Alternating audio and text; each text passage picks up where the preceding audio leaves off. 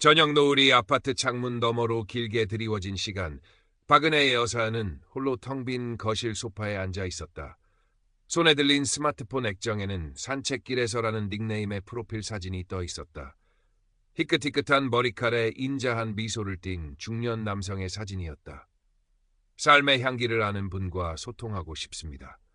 그의 소개 글귀가 은혜의 마음에 잔잔한 파문을 일으켰다. 남편이 세상을 떠난 지 벌써 5년, 자식들은 모두 제 살 길 찾아 떠났고 적적한 집안의 온기를 불어넣는 것은 이제 막 배우기 시작한 SNS 세상뿐이었다. 며칠 전 산책길에서 강민준이라는 남자로부터 친구 신청이 왔다. 은혜는 그의 프로필 사진과 감성적인 소개글에 이끌려 수락 버튼을 눌렀다. 그날 이후 민준은 매일 아침 저녁으로 다정한 메시지를 보내왔다. 은혜가 가끔 SNS에 올리는 서툰 자작시나 옛 노래 가사에도 그는 어김없이 여사님의 글에는 진심이 느껴집니다.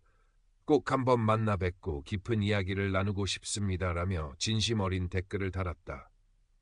은혜는 까맣게 잊고 지냈던 젊은 시절의 설렘이 되살아나는 것을 느꼈다.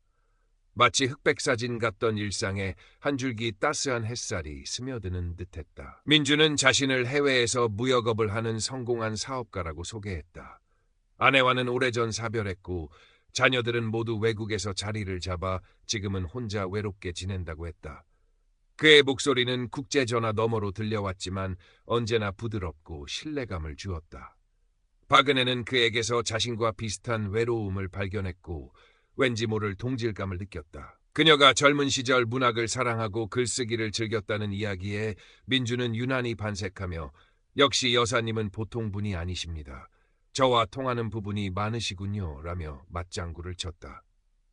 은혜는 밤늦도록 그와 메시지를 주고받으며 시간 가는 줄 몰랐다. 그의 다정한 말 한마디 한마디가 메마른 가슴을 촉촉하게 적시는 단비와 같았다. 어느 날 민주는 베트남에서 급하게 처리해야 할 계약건이 있는데 현지 은행 문제로 자금이 잠시 묶였다며 은혜에게 조심스럽게 100만 원을 빌려줄 수 있겠냐고 물었다. 일주일 안에 2배로 갚겠습니다.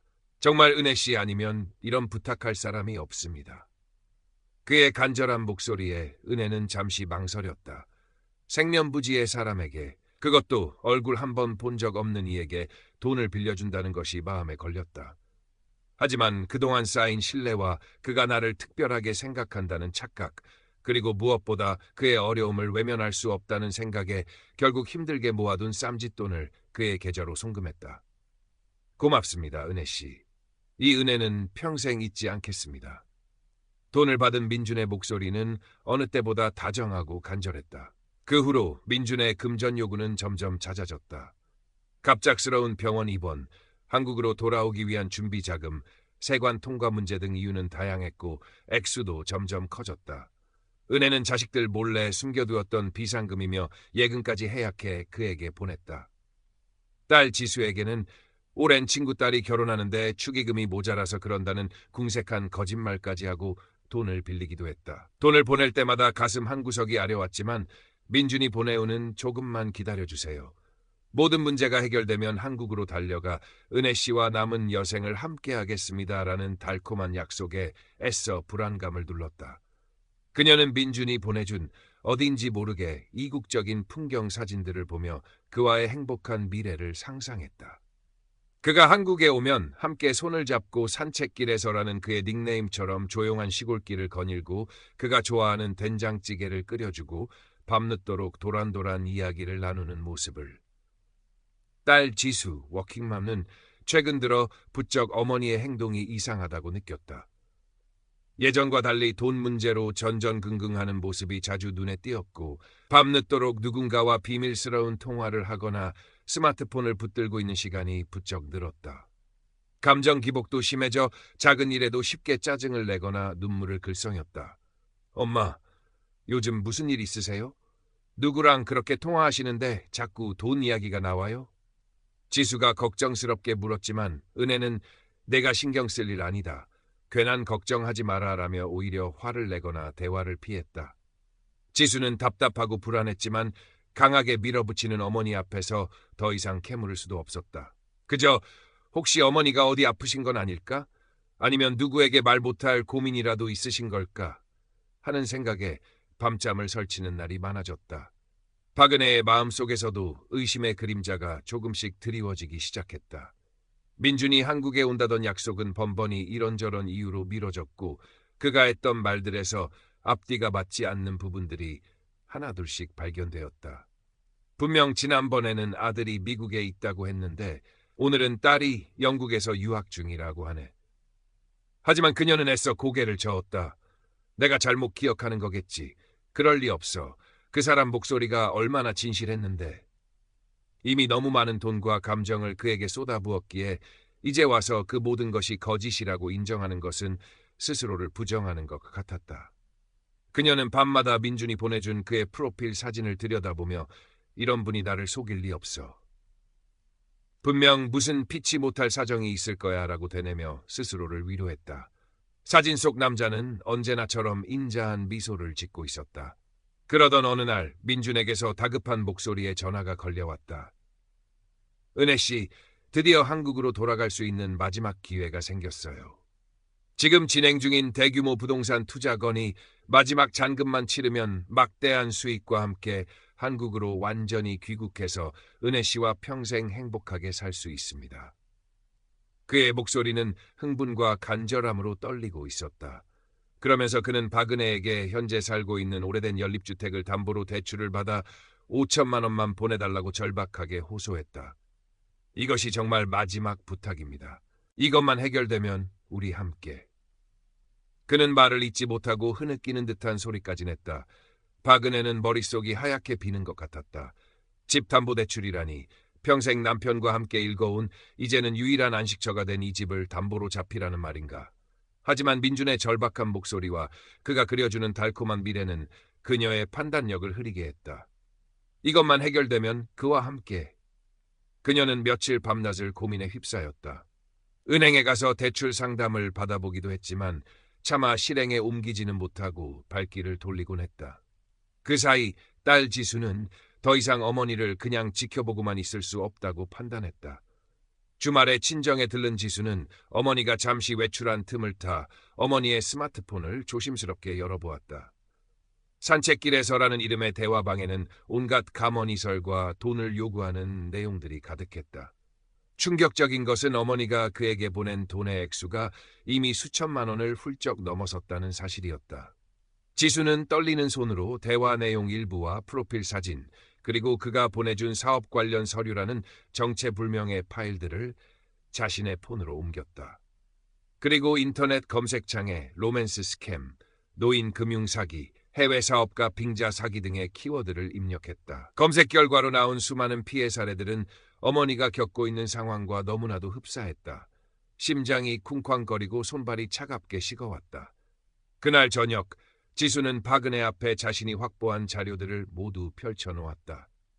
어머니가 주고받은 메시지 캡처, 비슷한 수법의 로맨스 스캠 피해 사례 기사들, 그리고 문제의 강민준이라는 인물이 사용한 프로필 사진이 이미 다른 사기 사건에도 도용된 적 있다는 블로그 글까지.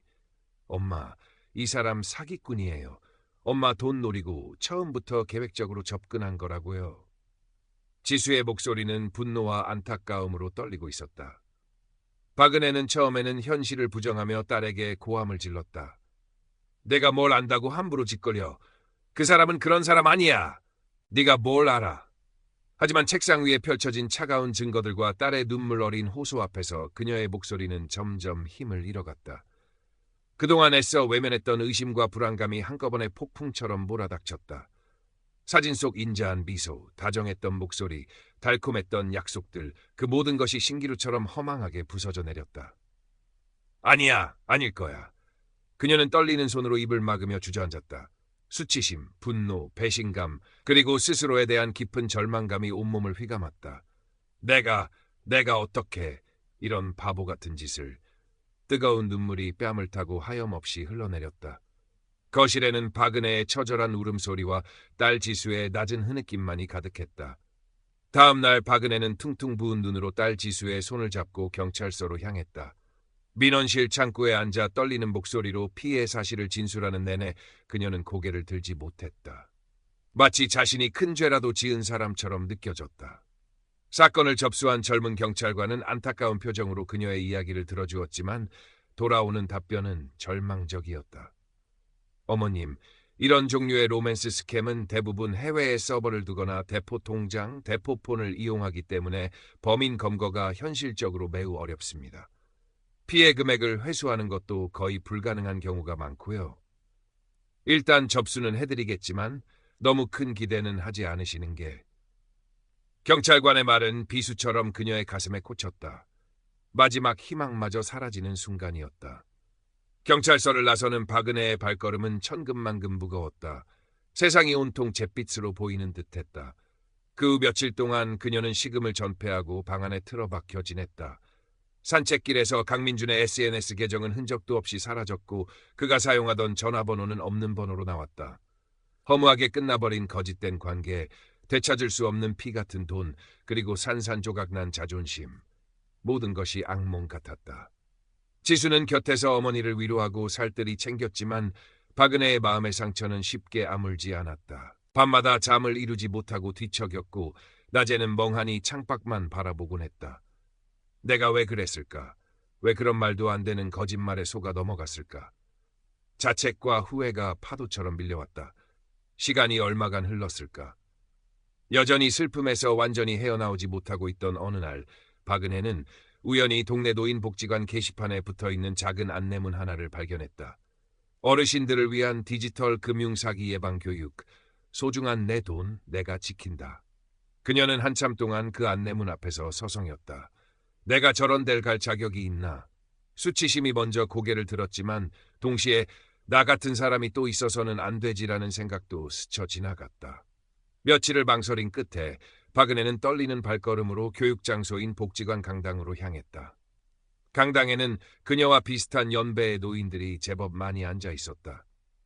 강사의 설명이 시작되자 박은혜는 자신도 모르게 이야기에 빠져들었다. 보이스피싱, 스미싱, 그리고 로맨스 스캔까지 너무나 익숙한 수법들이었다. 교육 말미 질의응답 시간에 한 할머니가 나도 얼마 전에 이상한 문자를 받았는데 라며 자신의 경험을 이야기하기 시작했다. 그러자 여기저기서 나도 그런 적 있다. 우리 영감도 당할 뻔했다는 목소리들이 터져나왔다. 그때 박은혜는 자신도 모르게 손을 들었다. 모든 시선이 그녀에게로 쏠렸다. 저는... 목소리가 가늘게 떨려 나왔지만 그녀는 용기를 내어 말을 이었다. 저는 얼마 전에 로맨스 스캠이라는 걸 당했습니다. 제 어리석음 때문에 많은 것을 잃었습니다. 그녀의 눈에는 다시 눈물이 고였다. 하지만 이번 눈물은 이전의 절망과 자책의 눈물과는 조금 다른 것이었다. 여러분, 누구든 당할 수 있습니다.